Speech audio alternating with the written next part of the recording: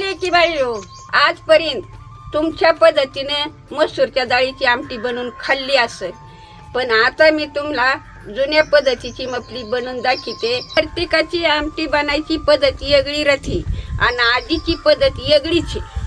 आज एकदम सोप्या पद्धतीने बिन खर्चाची मसूरच्या डाळीची आमटी बनवून दाखवते.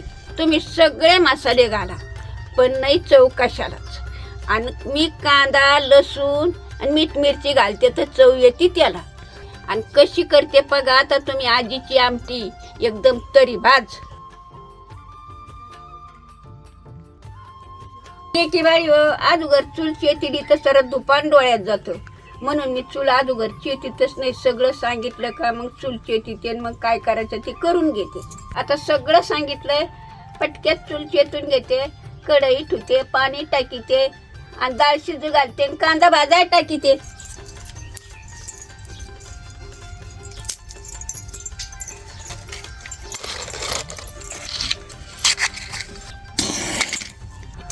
चुलीची आटकली की बाई राखेलं नाही, डिजेलं नाही, कशी कागदानी चूल चेतायची झटपट.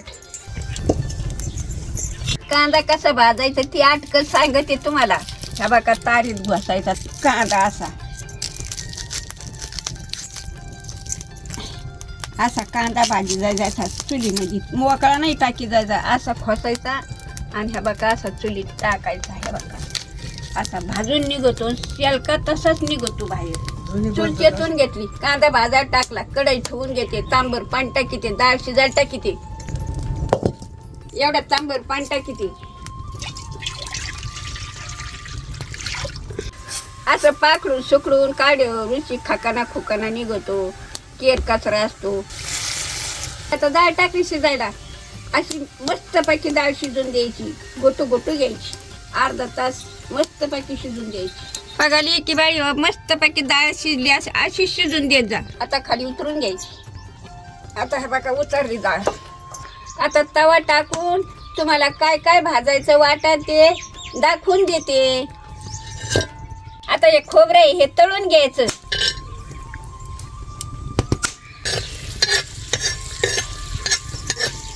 आता खोबरं तळून घेतलंय, आता धने पण तळून घेते तसेच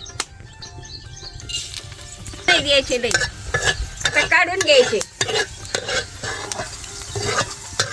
बघा तारीत भाजलेला कांदा लई भारी भाजतो आणि असं जर मोकळं फोडून टाकलं तर राग जाती त्याच्यामध्ये. आणि ह्या कांद्यानं काय होतं तरी येते. आपण तळून घेतलं का त्याला ती झाड टाकून मग आणखीन रंग येतो भाजीला आपल्या.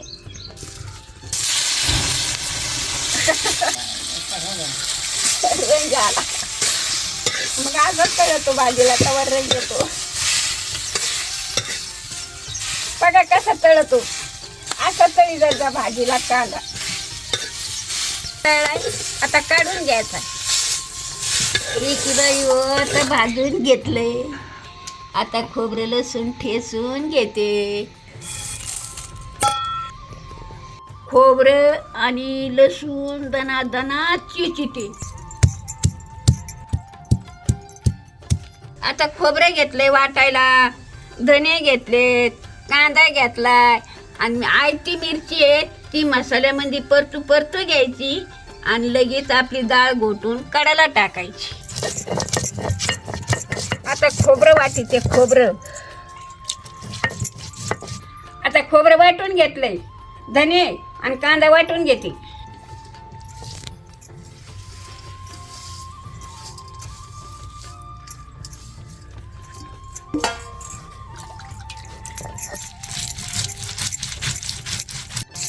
काय खमक वास चालला येड्यात. आज तर लईच भारी आमटी दिसती ही. लगेच वास येतोय कांद्या धण्याचा, खोबऱ्याचा.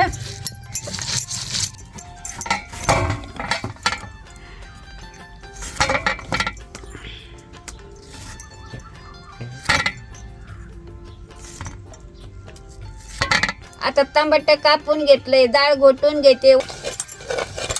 अशी घोटायची, एक जीव मिळायचा. स्टीलच्या बगुल्यामध्ये डाळ काढून घेऊ. आता सगळं पदशीर केलंय, कढई ठेवून घेते. आता आता कढईत आपली तेल टाकून घेते. आता खोबरं लसूण चेचलेला, थोडीशी कोथिंबीर हे टाकून घेते.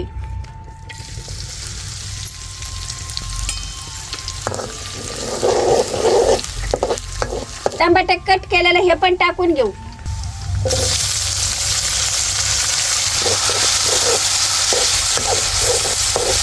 एक काडी कढीपत्ता ते पण टाकून घेऊ. आता थोडी हळद घेतली, थोडा हे नगरी झटका घेतलाय, कांदा मसाला घेतलाय, घरची मिरची घेतली, हे बाजारी मसाला घेतलाय. लेकी बाई हो, आता एवढंच घालायचंय. बघा आपली कशी रशीवणी आमटी होती भारी एकदम तरी बाग. बुजून म्हणताना आजीचं नाव घ्यावा, अशीच करून खावा.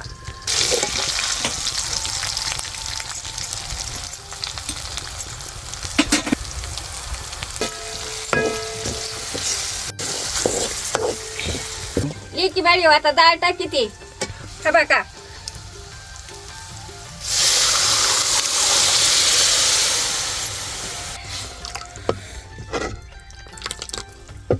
अगोदर वाटणाला जर चरका दिला तर डाळीला चरका बसत नाही, म्हणून अगोदर डाळ टाकायची, मस्तपैकी तरी येते, चरका बसतो, नंतर वाटण टाकायचं. आता वाटण टाकून घेऊ.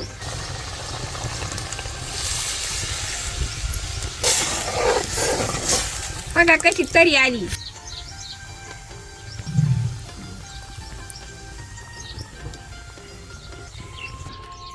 लेकी बाई हो, बघा आपली आमटी आजीची एकच नंबर झाली. आणि बघा तरी कशी आली.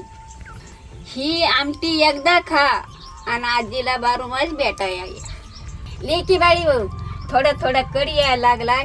आता मीठ नव्हतं टाकलेलं, तर आता कडामध्ये मीठ सोडीते, मग भारी चव येते. कसं वास येतोय. लेकी बाई हो, कशी आमटी झाली आपली. बघा कशी तरी आली, काय वास येतो.